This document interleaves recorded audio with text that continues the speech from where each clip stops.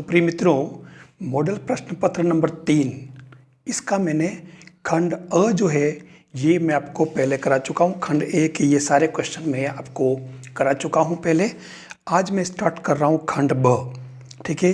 ताकि वीडियो बहुत बड़ा नहीं हो इसके लिए मैंने इसको 2 पार्ट में कर दिया है।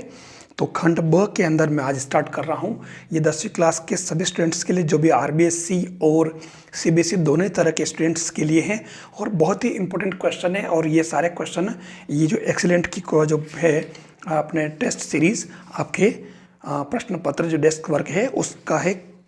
तो मैं आज खंड ब ले रहा हूँ और ताकि आप इसको सही ढंग से कर लें और एग्ज़ाम में आप अच्छा करके आएँ। तो आपको अब बिल्कुल 10th क्लास के अंदर डरने की ज़रूरत नहीं है। आप फ्री माइंड एग्ज़ाम देने जाएंगे अगर आप ये वीडियो ठीक से देख लेंगे और ये प्रश्न ठीक से करके चले जाएंगे। सभी 10th क्लास के स्टूडेंट्स के लिए ये वीडियो समर्पित है। तो लीजिए हम स्टार्ट करते हैं आज खंड ब का क्वेश्चन नंबर 4। क्वेश्चन कह रहा है यदि म स 135 225 बराबर 45 तो ल स 135 225 का मान क्या होगा। देखिए कुछ नहीं, आपको मालूम है कि 2 संख्याएं आपके पास दे रखी है a इंटू बी बराबर उनका एलसीएम इंटू उनका एचसीएफ। आपको मोटी मोटी सूचनाएं लेकर के सवाल को पूरा कर लेना है। a आपके पास में 135 है, b आपके पास में 250 है और एलसीएम आपको पूछा है और एचसीएफ आपके पास 45 है। आपको कुछ नहीं करना, ये एलसीएम बराबर क्या करना है, ये 45 जो है इसके बटे में चले जाएंगे। 135 इंटू 225 बटा 45, बस ये आप। और अगर ध्यान से आप देखें तो 45 से ये आराम से कट रहा है और भले आप इसको 15 से काटते, 15 तिया 45 और 15 नमा 135, ये 3 से ये कट गया 3 बार। अब इसको आप इससे गुणा कर लें तो आपके जो फाइनली आंसर आएंगे वो क्या आ जाएंगे, इनका एलसीएम बराबर 3 से गुणा कर लें, 3 दूनी 6 यानी कि 675 इसका सही आंसर आ जाएगा। ये आपके इसका चौथा वाला क्वेश्चन हो जाएगा। मेरे हिसाब से ये 2 नंबर आप आराम से अपनी जेब में रख सकते हैं। क्वेश्चन 5 कह रहा है बहुपद px बराबर 2x square minus x minus 6 के शून्य ज्ञात कीजिए तथा शून्यकों और गुणांकों के बीच के संबंध को सत्यापित कीजिए। देखिए ये जो आपके क्वेश्चन नंबर 5 है, बहुपद दे रखा है px बराबर 2x square minus x minus 6, ठीक है। तो सबसे पहली बात तो अपने को इसके अंदर क्या निकालना है, शून्यक। तो शून्यक के लिए आपको मालूम है कि क्या करना पड़ता है, px बराबर 0 और उस केस में आप इसको 2x स्क्वायर माइनस x बराबर 6 कर दें, बराबर माइनस 6 बराबर 0 कर दें और अब इसके आप गुणनखंड कर लें, ठीक है। भले तो गुणनखंड करें और भले आप श्रीधराचार्य सूत्र लगा लें, ठीक है। तो गुणनखंड करेंगे तो ये 2x स्क्वायर माइनस क्या बनेगा, इसके टुकड़े ये देखिए 4 और 3 बनेंगे, ठीक है। तो यहाँ पर 4, देखो 6 दूनी 12 माइनस के, तो 4 तेरे 12 प्लस के हो रहे हैं, ठीक है। तो आप एक काम करें, ये माइनस लाना है तो बड़े पद का चिन्ह, ये चिन्ह बड़े पद के लगता है तो ये प्लस कर लें बस। अब आपको इसके अंदर 2x कॉमन ले लो तो यहाँ x बचा, यहाँ कितना 2 रहा है ना, और फिर यहाँ ये 3 कॉमन ले लें तो x माइनस 3 से ये 2 बार 0, तो ये आपके x माइनस 2 और 2x प्लस 3 बराबर 0। तो इससे आपके ये दोनों अलग अलग 0 कर लें आप, x माइनस 2 बराबर 0 और 2x प्लस 3 बराबर 0। तो ये इससे तो आपके x बराबर क्या आ जाएगा 2, ठीक है। और इससे आपके क्या आएगा 2x बराबर माइनस 3 और x बराबर माइनस 3 बटा 2। यानी एक तरह से ध्यान से देखना, इसका जो हल है शून्य कहो जिसको, तो ये आपके हो जाएगा 2 और माइनस 3 बटा 2, ठीक है। अब आपको ध्यान देना है कि ये जो है शून्यकों और गुणांकों के बीच संबंध की बात कर रहा है। एक तरह से ये तो आपके हो गया अल्फा और ये हो गया बीटा, ठीक है। तो अब आपको मालूम है कि alpha plus beta equal to क्या होता, माइनस बी अपॉन ए। तो अल्फा प्लस बीटा आप इधर रख लें, ये 2 प्लस 3 बटा 2 और इधर माइनस, और बी क्या है आपके, ये बी माइनस का 1 और अब अपॉन ए, तो ये 2। आप इसको हल कर लें तो ये कितना आ रहा, देखो 2 दूनी 4 माइनस 3 बटा 2, और इधर माइनस माइनस प्लस 1 बटा 2, तो ये 4 में से 3 गया आपके, 1 बचा, और इधर भी 1 बटा 2। तो देखिए ये शून्यांकों के जो संबंध वाली बात है ना, शून्यकों और गुणांकों के बीच का संबंध है। तो ये देखिए मूलों का या शून्यकों का योग माइनस बी अपॉन ए होता है, तो देखो दोनों बराबर हो गए। अब ऐसे ही एक और क्या अपन जानते हैं, अल्फा बीटा। तो अल्फा बीटा के लिए होता है सी अपॉन ए। तो अल्फा आपके कितना है 2, और बीटा आपके पास में है -3 बटा 2, तो ये सी अपॉन ए। तो सी आपके पास में क्या -6, और ए आपके पास 2। दोनों तरफ हल करो आप, 2 से 2 कटा -3, और 2 से ये कट गया कितने बार, 3 बार। तो ये देखो -3 इक्वल टू -3। तो हमारे ये शून्यकों और गुणांकों के बीच संबंध भी अपन ने सत्यापित कर लिया। ये अपने 2 नंबर अपनी जेब में।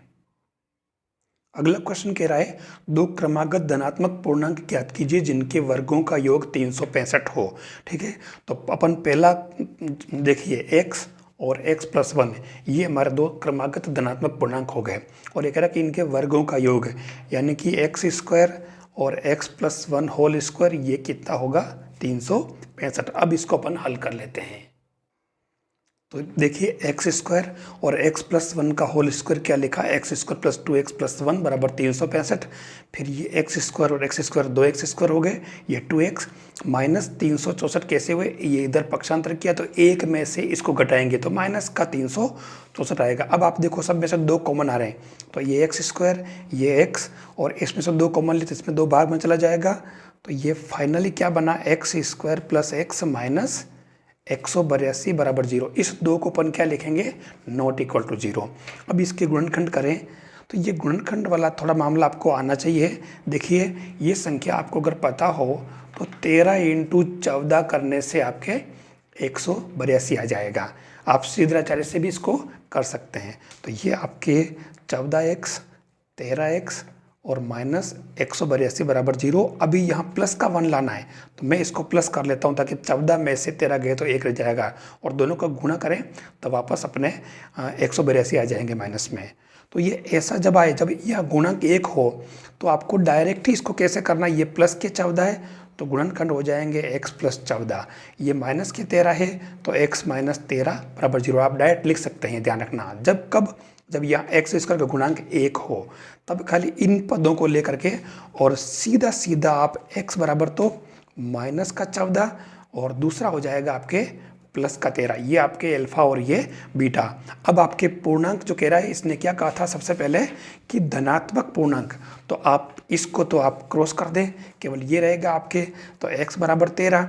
ठीक है, तो आपके जो पहला पूर्णांक है वो तो 13 हो जाएगा, और दूसरा पूर्णांक है वो क्या हो जाएगा 13 + 1 बराबर 14।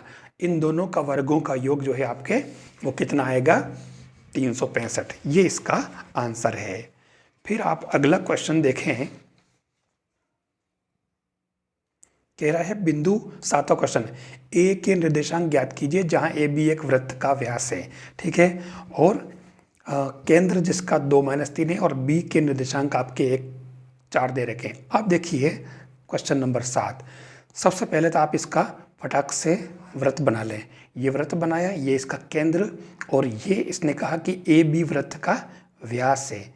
ठीक है, तो ये ए, ये बी, और ये इसका केंद्र है। और केंद्र इसने क्या कहा, केंद्र 2 3 है, ध्यान देना 2 - 3 हो गया केंद्र।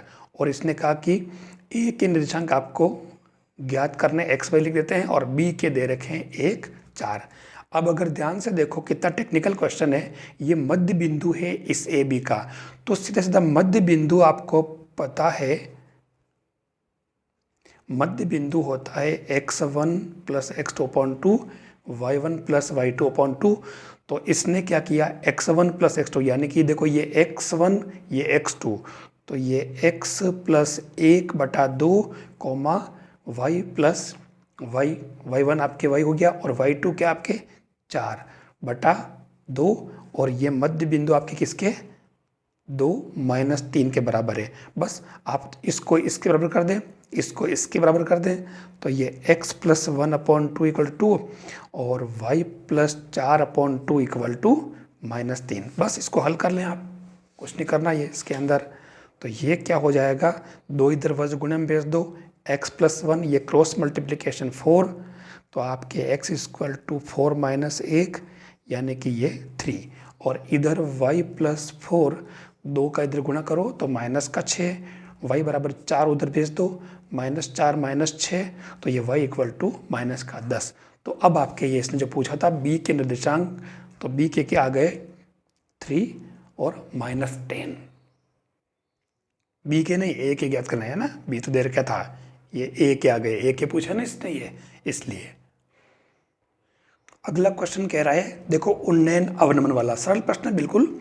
एक ऊर्ध्वाधर मीनार क्षैतिज तल पर खड़ी है और इसके ऊपर एक 6 मीटर ऊंचा झंडा लगा है।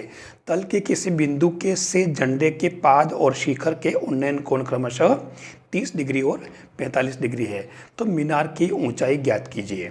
कोई दिक्कत नहीं है, अपन एक काम करते हैं, ये आपके मीनार ठीक है, और मीनार के ऊपर एक झंडा लगा हुआ है, लिखा ना, इसके ऊपर 6 मीटर ऊंचा एक झंडा लगा है। तो अपन एक काम करते हैं, यहाँ से यहाँ तक ये इसका झंडा मान लेते हैं, ठीक है, ये वाला। तो ये इसका बेस है। अब आप इसको इससे और इसको इससे मिला लें, कोई दिक्कत ही नहीं, ठीक है। अब इसमें आप क्या करें, ये तो लिख दें आप P, ये लिख दें आप A, और ये आपके हो जाएगा B, और ये हो जाएगा C। और इसने कहा कि ये तो आपके 6 मीटर है, ध्यान रखना है यहाँ से यहाँ तक। और इसने पूछा क्या मीनार की ऊंचाई, तो अपन इसको H लिख देते हैं, ठीक है। और दोनों के जो कोण दे रखे हैं क्या, 30 डिग्री और 45 डिग्री, ध्यान देना। तो ये तो हो गया आपके 30 डिग्री और ये पूरा हो गया कितना 45 डिग्री। हमारा काम कंप्लीट है, इसको बोलिए आप x मान लें, ठीक है। तो अब इसके अंदर देखिए 2 स्टेप में करना होगा। क्वेश्चन नंबर 8, फर्स्ट स्टेप में अपन क्या करेंगे, इसके अंदर ये जो बड़ा वाला है ना 45 डिग्री वो ले लेंगे। तो मैं बिना किसी ज़्यादा उसके 45 डिग्री बराबर लंब बटा आधार, तो लंब ये क्योंकि 45 डिग्री पूरा वाला है, ध्यान देना ये वाला, तो लंब तो इसका यहाँ से यहाँ तक हो गया, यानी कि 6 + h है ना, ये 6 + h, और आधार कितना है ये x। ध्यान देना जब कभी 45 डिग्री आए तो सीधा यहाँ पर ये 1 लिखा, h + 6/x, यानी कि आपके x बराबर क्या आ गया h + 6। इसको आप यहीं छोड़ दें। अब आप दूसरी बार क्या करेंगे, 30 डिग्री वाला सेकेंड पार्ट, ये हो जाएगा 30 डिग्री, ये भी लंब बटा आधार। तो अब इसकी बार इस कोण के लिए लंब यहाँ से यहाँ तक ये वाला, इस लंब में ध्यान रखना, ये AB लंब है, तो ये कितना है h, और इधर आधार जो है आपके कितना x है। और आप 30 का मान, मैंने कहा था आपको टेबल याद रखनी पड़ेगी, h/x, ठीक है। तो इससे आपके ये x तो इधर गुना हो जाएगा, 1 × x बराबर h × √3। तो इससे आपके x बराबर क्या आ गया h√3, ठीक है। अब आप इस x की जगह ये रख दें, समीकरण नंबर 2, दोनों x के मान है तो इसको और इसको बराबर कर लें, ठीक है, 1 व 2 से। तो h × √3 बराबर क्या होगा h + 6 बराबर, इस h को इधर कॉमन ले लें आप, तो ये हो जाएगा √3 - 1 बराबर 6, ठीक है। तो ये h बराबर 6/√3 - 1। आप इसको क्या करेंगे, परिमेयकरण कर लेंगे √3 + -1 से, तो ये आपके हो जाएगा 6 × √3 + 1, और नीचे हो जाएगा ये 3 - 1। तो फाइनली आप इसको अब ज़्यादा लंबा चौड़ा नहीं करें, इसको h बराबर ये 2 बचेगा, ठीक है। तो ये 6 √3 + 1 बटा 2, 2 से ये कट जाएगा, तो 3 × √3 + 1 मीटर, ये इसका आंसर हो जाएगा। आप अगर इसको √3 का मान अगर रखें तो √3 बराबर होता है 1.732, ठीक है। ये वैल्यू अगर यहाँ पुट करेंगे तो आपके h का मान जो आएगा वो 3 × 1.732 + 1, तो ये इससे h का मान आपके आएगा, इसको अगर आप सोल्व कर लें तो ये आ जाएगा आपके 8.19 मीटर लगभग, ठीक है। आप यहाँ पर ला करके आंसर छोड़ सकते हैं, एग्जाम में टाइम वेस्ट नहीं करें, क्योंकि ये 2 नंबर का प्रश्न है तो कोई प्रॉब्लम नहीं है, ठीक है। फिर चलते अपन अगला क्वेश्चन नंबर 9। क्वेश्चन 9 कह रहा है एक त्रिभुज ABC बनाइए जिसमें BC बराबर 6 सेमी, AB बराबर 5 सेमी और कोण ABC 60 डिग्री हो। फिर एक त्रिभुज की रचना कीजिए जिसकी भुजाएं त्रिभुज ABC की संगत भुजाओं की 3/4 गुनी हो। बहुत ही सिंपल काम है, कोई विशेष बात नहीं है। आपको क्या करना है, एक त्रिभुज बना लेना। वो कैसे बनाएंगे आप, जैसे ये आपने एक त्रिभुज बना दिया, ठीक है, और इसको लिखा आपने ABC। अगर आप प्रकार का यूज करें तो ठीक, नहीं तो कोई दिक्कत नहीं, आप तो स्केल से एक सामान्य त्रिभुज इस नाप से आप बना दीजिए। और इसके अंदर कोण B जो है वो आपके क्या है, 60 डिग्री है। अंदाज से बनाए तो कोई दिक्कत नहीं, चांदे से बनाए तो कोई दिक्कत नहीं, ठीक है। फिर इसके अंदर क्या करें आप, ये BC 6 सेमी है जो लिख देना यहाँ पे, और AB आपके 5 सेमी है। अब यहाँ खास बात क्या है, ये आपके ध्यान रखना A है, ठीक है। अब इसने जो कहा है कि जो त्रिभुज नया बनाना है वो अलग से नहीं बनाना, वो इसी में बनाना है। आपको यहाँ पर क्या करना, एक किरण बना लेनी है। मान लो इसको आपने X नाम दे दिया, ठीक है। तो इसमें क्या करना, ये X करने के बाद में, क्योंकि ये 3/4 कह रहा है, तो आप इसके अंदर, ये नीचे 4 है तो आप इसके अंदर 1 2 3 और 4 टुकड़े ले लें। इसको आप नाम डाल दें, ये B है इसलिए इसको B1 B2 B3 और B4, ठीक है। और उसके बाद में आप इसको क्या करें, इसको आप इससे मिला लें, स्केल से मिलाना बिल्कुल, ताकि एकदम सही मिले, ठीक है। बहुत सारे कैसे वो इससे चाप कटवाते हैं वो ऐसे, तो वो आपको जरूरी नहीं, आप तो डायरेक्ट ये इससे इसको मिला लें। ये मिलाने के बाद में क्या करना, आपको 3/4 की बात कर रहा है, ठीक है। तो 3/4 का मतलब ये हुआ कि एक टुकड़ा ये, दूसरा ये और तीसरा ये, तो यानी 1 2 और 3।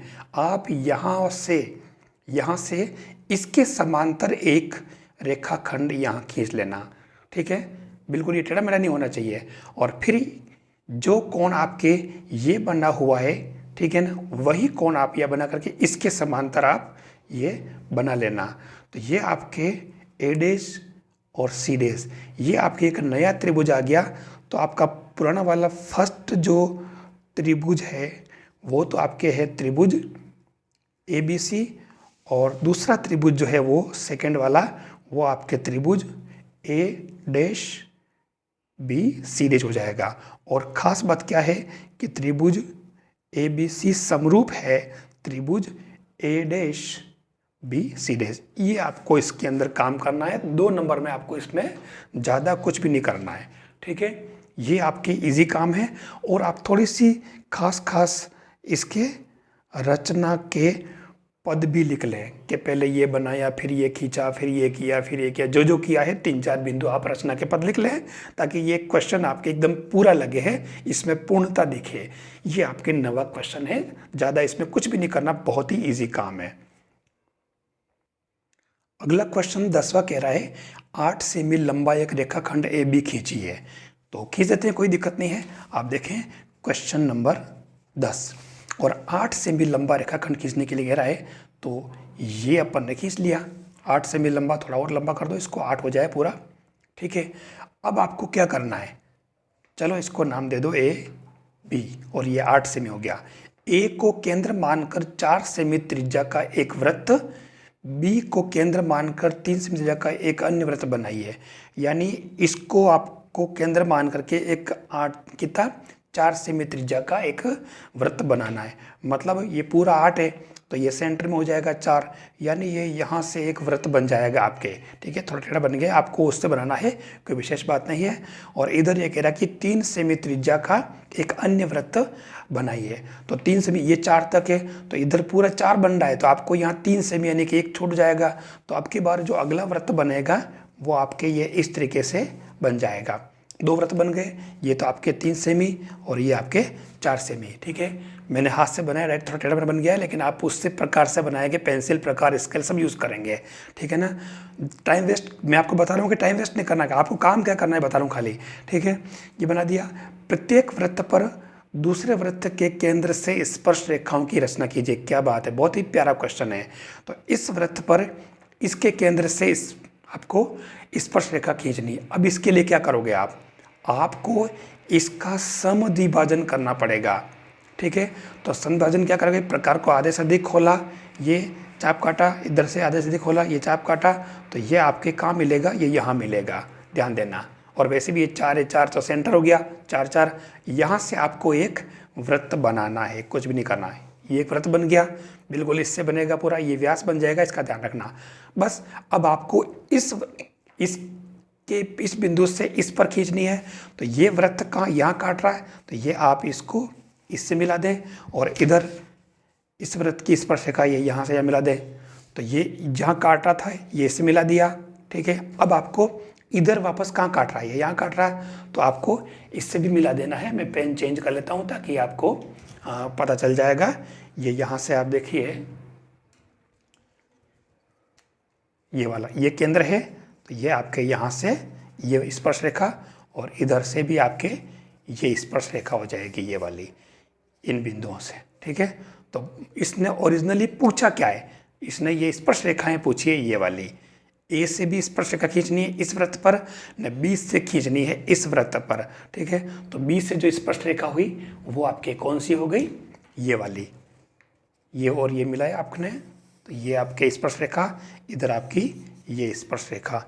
क्वेश्चन को समझना पड़ेगा तो आपके ये एकदम सही बनेगा। 2 नंबर के लिए आपको एक जैसा जैसा ये कहे वैसे वैसे अपने को करते जाना, सवाल सही हो जाएगा। क्वेश्चन 11 कह रहा है कि त्रिभुज ABC में DE समांतर है BC, AD बराबर 1 सेमी, BD 2 सेमी, और त्रिभुज ABC और ADE के क्षेत्रफलों में क्या अनुपात है। तो आपको इसके अंदर क्या करना है, देखिए 2 त्रिभुज दे रखे हैं आपके पास में। तो क्वेश्चन नंबर 11, ठीक है, 11 में ध्यान देना है कि त्रिभुज ABC, ध्यान से देख लेना, ये आपके त्रिभुज ABC, और ये कह रहा है कि DE BC के समांतर, इस BC के समांतर आप यहाँ DE बना लें, ये आपके DE। इसने कहा कि AD 1 सेमी है, BD आपके 2 सेमी है, और ये कह रहा है कि त्रिभुज ABC और AD के क्षेत्रफलों में क्या अनुपात है। अब यहाँ एरिया पूछा है, मैं आपको अक्सर एक सूत्र बताता हूँ कि त्रिभुज ABC, पहले कौन ABC है ना, हाँ, तो ABC यानी कि एरिया ऑफ त्रिभुज ABC upon area of triangle ADE, दोनों ही समरूप त्रिभुज, ध्यान देना, और इसलिए इनके क्षेत्रफलों का अनुपात जो है वो आपके क्या हो जाएगा, ABC की भुजा पूरी कौन सी है, AB है, तो ये AB स्क्वायर, और त्रिभुज इसकी भुजा कौन सी है, AD, तो ये AD स्क्वायर। और इसने यही पूछा कि क्षेत्रफलों का अनुपात, आपको कुछ भी नहीं करना है, AB स्क्वायर, तो ये AB कितना है, 1 + 2 है ना, ये देखो 1 और 2, AB पूरा 1 + 2, तो ये आपके 3 हो गया स्क्वायर, और AD कितना है 1, तो ये 1 स्क्वायर, यानी कि आंसर क्या आएगा, 9/1, यानी कि 9:1। इतना सा काम इसमें करना है। और ये वाला कॉन्सेप्ट तो आपको वो बिल्कुल छोड़ेगा ही नहीं, एग्जाम में पूछा ही जाएगा बिल्कुल, इसलिए आप ये सूत्र आप ठीक से याद कर लें कि समरूप त्रिभुज है अगर दोनों, तो area of triangle ABC upon area of triangle ADE बराबर AB square upon AD square. ये आपके क्वेश्चन है, सिंपल सा बिल्कुल।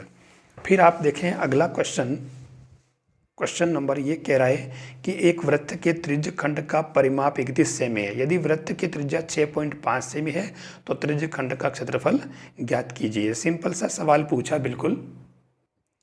देखिए L + 2R = 31 दे रखा है, त्रिज्य खंड है, ये आपके थीटा है, और ये आपके एक त्रिज्य खंड हो गया, ठीक है, ये त्रिज्या और ये आपके L हो गया, और ये इस पूरे का परिमाप इसने दे रखा है 31। देखिए क्वेश्चन का लेवल थोड़ा हाई है, ये CBSE वालों के अंदर ऐसे क्वेश्चन पूछे जाते हैं।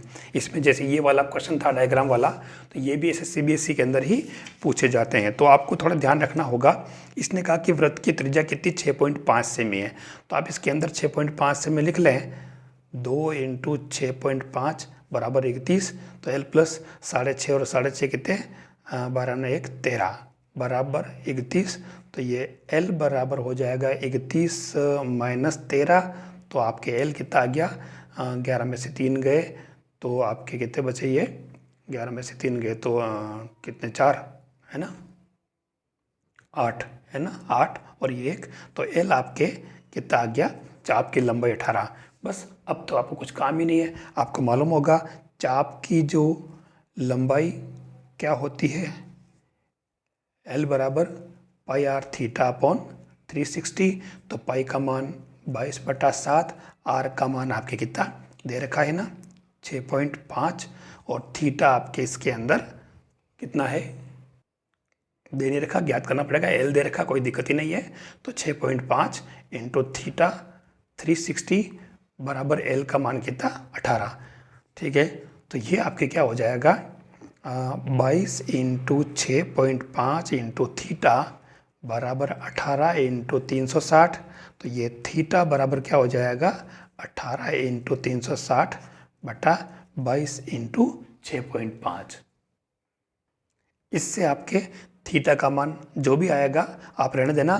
फिर आप इसके अंदर क्या करें, जो त्रिज्य खंड का क्षेत्रफल है ए बराबर वो पाई आर स्क्वायर थीटा अपॉन 360, और इसके अंदर आप ये मान रख देंगे 22/7, आर का मान 6.5, और थीटा आपके जो भी ये पूरा लिखना पड़ेगा 18 इंटू 360 बटा 22 इंटू 6.5, और इसके नीचे आपके 360।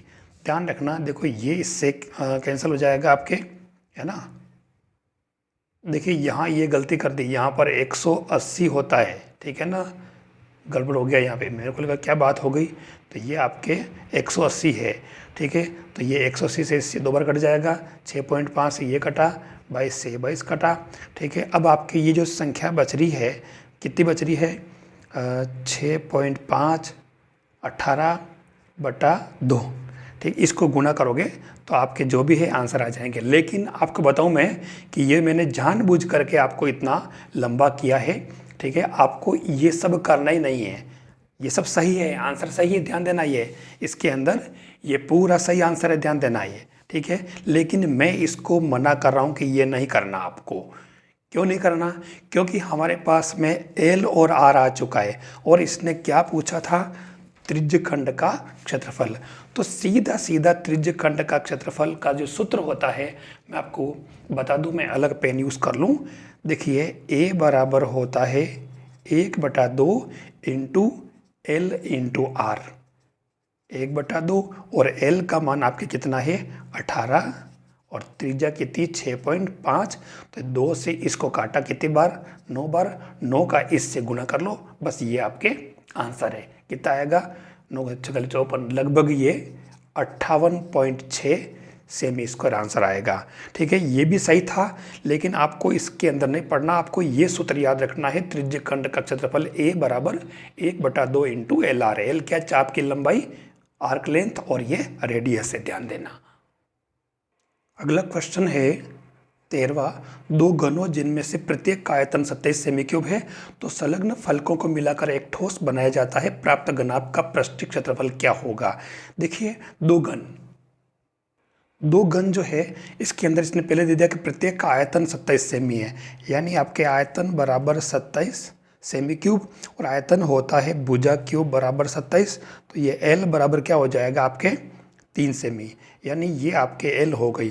अब क्या कर रहा है कि ये इन दोनों को संलग्न फलकों को जोड़ रहा है, तो इससे ये क्या बन जाएगा आपके एक घनाभ बन जाएगा। समझने वाली बात है, ध्यान देना, ये इस तरीके से। तो अब की बार ये 3 + 3 6 हो जाएगा, 6 सेमी, ठीक। बाकी ये 3 ही रहेगा और ये 3 ही रहेगा। तो अब ये क्या बन गया आपके घनाभ हो गया, ठीक है। और घनाभ का संपूर्ण पृष्ठीय क्षेत्रफल है ना, टोटल सरफेस एरिया कितना हो जाएगा 2 इंटू LB BH + HL, ठीक है ना। तो ये आपके क्या बन जाएगा, ये आपके लंबाई चौड़ाई ऊंचाई तीनों के मान रख दिए मैंने, 6 × 3, 3 × 3 और 3 × 6।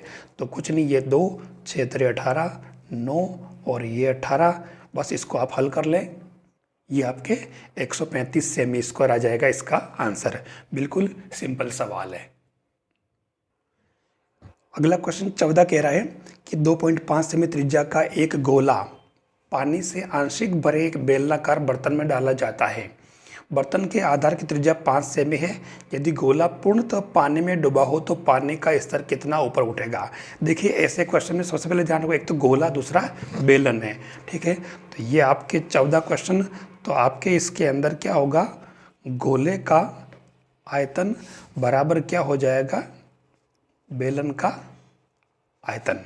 गोले का आयतन होता है 4/3 पाई आर क्यूब और बेलन का आयतन होता है पाई आर स्क्वायर एच। ध्यान रखना आर दोनों चेंज कर देना, ये आपके पाई से पाई कैंसिल, ठीक है, और ये बन जाएगा 4r क्यूब और 3 चला जाएगा उधर, 3r स्क्वायर एच। अब यहाँ गोले की त्रिज्या, ये बेलन के आधार की त्रिज्या, बर्तन जो है ना बेलनाकार उसका, और ये बेलन की ऊंचाई। ध्यान देना, तो इसने पूछा कि गोले की जो 2.5 सेमी त्रिज्या का एक गोला है, यानी कि आपके पास ये तो हो गया 4 × r की जगह हो जाएगा 2.5 2.5 2.5 बराबर 3 इंटू इसमें बर्तन के आधार की दर की त्रिज्या 5 सेमी, ठीक है, तो ये 5 × 5 और ऊंचाई कितना ऊपर उठेगा तो h अपने को ज्ञात करना। मतलब आपको h निकालना, तो सीधा सीधा ये 3 नीचे 5 नीचे 5 नीचे और ये 4 25 25 25 और नीचे मैंने सबका पॉइंट हटाया तो ये 10 10 10 यानी 1000 हो जाएगा। अब आप इसको काट लें, कट रहा हो तो ये 5 × 5 से एक 25 तो गया, ठीक है, और इसमें ये 25 है तो ये 25 चौके 140 हो जाएगा। इस 4 से इसको काट दो 10 हो जाएगा, ठीक है। अब एक 25 बच रहा है तो आप भले इसको हल कर लें, यानी 5 से तो काटे दो इसको 5 बार, ये 2 बार, तो आपके उत्तर कितने हो गए 5/6 सेमी, 3 दूनी 6 सेमी, बस ये आंसर है इसके, ठीक है। ये आपके 2 नंबर अपनी जेब में है। फिर अगला क्वेश्चन कह रहा है 15वां, निम्न बंटन का कल्पित माध्य मानकर x बार ज्ञात कीजिए, यानी कि माध्य निकालना है। तो कल्पित माध्य में बहुत इजी काम है, मैं आपको इसको फटाफट जरूरी सूचनाएं लेकर के आपको बता देता हूँ। देखिए ये वर्ग अंतराल दे रखा 10 से 25, 25 से 40, आपको यूं के यूं पेपर से उतार लेना है, पर इनका मध्य निकालना है, ठीक है। ये इसके अंदर इसने मध्य नहीं दे रखा, ध्यान रखना। तो इन सब के मध्य यानी इन दोनों को जोड़ो और आधा करो, इन दोनों को जोड़ो आधा करो, इन दोनों को जोड़ो आधा करो, ये सबको जोड़ के आधा करके ना इनके सामने लिखना है। ये देखिए मैंने इनकी मध्य लिख दिए, आधे जोड़ के आधा करके लिख दिया। ये बारंबारता 2 3 7 5 6 यहाँ से दे रखी है, ये यहाँ से लिखनी है। और अब इसके अंदर आपको क्या करना है, कल्पित माध्य मानना है, ठीक है। तो कल्पित माध्य इसके अंदर आप कोई भी इनमें से बीच की संख्या ले लो, मान लिया जाए ये आप 47.5 है ना, इसको आप कल्पित माध्य a मान लें, ठीक है। अब आपको क्या करना है, यहाँ di निकालना है, तो वो x माइनस a हो जाएगा। x माइनस a मतलब कल्पित माध्य में से आपको, यानी a को इन सब x में से घटाना है। तो ये 17.5 में से इसको 47 को घटाना, ऐसे सबको इन सभी को किस में से घटा, इन सब में से क्या घटाना आपको 47.5 घटाने। तो यहाँ से यहाँ तक तो माइनस में आएंगे, फिर आपके ये प्लस में आएंगे। तो मैं डायरेक्ट इसको घटा के लिख देता हूँ। ये मैंने घटा के लिख दी है, -30 -15 0 है ना, कोई विशेष बात नहीं है, सिंपल काम है, आपको समझ में आ रहा होगा मेरे हिसाब से। ये हो गए हमारे, ठीक है। अब इसके अंदर क्या करना है, ये आ चुके, आप इनको अलग जोड़ लें, ठीक है ना, इनको आप अलग जोड़ लें और इनको अलग जोड़ लें, माइनस वालों को अलग जोड़ लें। तो ये कितने हो गए 45, और ये जोड़ने से पहले आपको इनको FAI × DI गुणा करना है। गुणा करोगे तो 30 दूनी 60 माइनस के 15 45 माइनस के 7 से 0 से गुणा किया 0, 15 पंद्या 75 और 6 दरे 18 और 45 7 7 पंद्या 35 7 चौक 28 29 30 31, ये आपके इसके अंदर आ गए। अब अपने को क्या करना कि इन सब का जोड़ करना, एक तरह से बीजी योग है। तो प्लस वालों को अलग जोड़ लो, माइनस वालों को अलग जोड़ लो। तो इनको अगर अलग जोड़ोगे तो ये कितना आ रहा, देखो माइनस में तो आ रहा 5 6 4 10, और इनको अलग जोड़ोगे तो कितना आ रहा 570, ठीक है। आप इसमें से इसको माइनस कर लो तो आपके सिग्मा FI DI क्या आ जाएगा, ये कितना आ जाएगा आपके, इसमें से इसको माइनस कर लें, ये आ जाएगा आपके 465। हमारा काम हो चुका है, ध्यान देना, ठीक है। तो अब आपको इसके अंदर जो माध्य, ये तो काम हो चुका है, और आपको माध्य x बार निकालना है, तो वो हो जाएगा आपके a प्लस, हम चाहते तो इसको 15 से भाग भी लगाते, लेकिन भाग इसमें पूरा जाता नहीं, इसलिए अपन h में नहीं कर रहे हैं, खाली यही लिखेंगे sigma FI DI upon sigma FI, ठीक है। तो ये a तो आपने कितना लिया था 47.5, और सिग्मा FI DI कितना आ रहा 465, और इसमें सिग्मा FI यानी कि इन सभी का जोड़ आपके है ना, ये जो एफ है ना, इन सब का जोड़ कितना आ रहा है आपके देख लो। ये आपके आ रहा है सिग्मा एफ आई, इनको जोड़ो तो ये 7 और 6 13 ने 5 18 और 7 25 26 27 28 29 30 आ रहा, ठीक है ना। तो आपको 30 का इसके अंदर भाग लगाना, ये एज इट इज रहेगा। और अब इसमें भाग लगाओ तो 30 का इसमें भाग लगाए तो कितना आएगा, अलग से लगा देना इसमें, ये आएगा 15.5। बस इन दोनों को आप जोड़ लें तो ये 5 ने 5 10 का 0, 7 5 12 ने 1 13, 4 ने 1 5 ने 1 6 63। ये इसका कल्पित मध्य से मध्य आएगा सही आंसर इसका, ठीक है। ये आपके 2 नंबर का क्वेश्चन। आपको वहाँ क्वेश्चन ये पॉइंट वाली संख्या नहीं आएगी, सिंपल आ जाएगी, ध्यान देना। क्वेश्चन 16 कह रहा है कि एक डिब्बे में 5 लाल है ना, 5 रेड प्लस 8 सफ़ेद, तो 8 वाइट प्लस 4 हरे, 4 ग्रीन। तो आपको कुल निकाल लेने हैं, तो 5 और 8 13, 13 और 4 17। ये आपके हो गए कुल परिणाम, ठीक है 17। इस डिब्बे में से एक कंचा यादृच्छिक है निकाला जाता है, तो इसकी क्या प्रायिकता है कि निकाला गया कंचा हरा नहीं है। तो आपको इसमें जो अनुकूल परिणाम है, ध्यान देना, अनुकूल परिणाम ध्यान रखना, अनुकूल परिणाम कितने आ गए। हर प्रायिकता के सवाल में कुल परिणाम और अनुकूल परिणाम निकालने, तो कुल तो आपके सभी जोड़ लो तो 17 आ गई। और अनुकूल परिणाम कितना है, हरा नहीं है। हरा नहीं मतलब क्या बच गया, लाल और सफ़ेद, यानी कि 8 5 13 हो जाएगा। 8 प्लस 5 बराबर 13। अब इसमें हरे वाले को अपन ने हटा दिया है, 4 को शामिल ही नहीं किया है, ठीक है। तो प्रायिकता क्या हो जाएगा, हरा नहीं बराबर, सूत्र क्या होता है इसका, अनुकूल परिणाम बटा कुल परिणाम। तो ये आपके अनुकूल परिणाम 13 और कुल परिणाम 17, ये आपके 13/17 इसका आंसर आ जाएगा। बिल्कुल सिंपल सा काम। ये आपके 2 नंबर अपनी जेब में। तो ये आपके खंड बी वाला जो है पूर्ण हो गया है। आप इसको देखें, लगभग थोड़ा वीडियो 40 मिनट के आसपास बन गया है, लेकिन आपके क्वेश्चन ऐसे ही बनेंगे। आप इजी वे में ये क्वेश्चन कर सकते हैं। तो आप इस वीडियो को देखें, समझें। आपको अगला खंड पार्ट जो है इसका सी है ना, खंड जो अगला वाला है ये वाला खंड स वाला, वो आपको मैं अलग से बाद में करा दूंगा। यहाँ तक आप इसको कंप्लीट करें। थैंक्स।